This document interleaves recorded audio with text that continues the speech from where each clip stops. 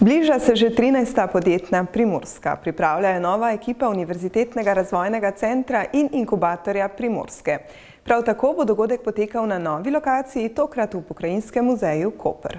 Ekipa je drugačna, je nova, želimo nadgraditi to, kar so v 13 letih naredili.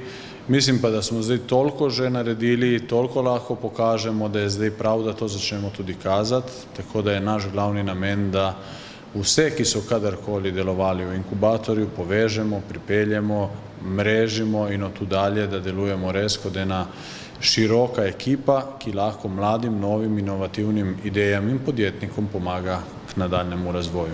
Zanimanje za podjetno Primorsko je veliko, tako strani udeležencev, kakor tudi strani sponzorjev. Prijav je kar nekaj. Finalistov zaenkrat je 12, s tem, da upamo, da zdaj smo podaljšali za te napredne podjetnike, navigatorje, da se jih bo prijavilo vsaj še enih 5-6, tako da na koncu bi imeli eno številko blizu 20, kar je pa, glede na to, da vsako leto izpeljujemo podjetno Primorsko, kar lepa številka za našo obalno regijo. Glavna je zagotovo univerza in tako svojo vsebino. Potem glavni zlati sponzor je že tradicionalno, že 5. leto Dinit iz Izole.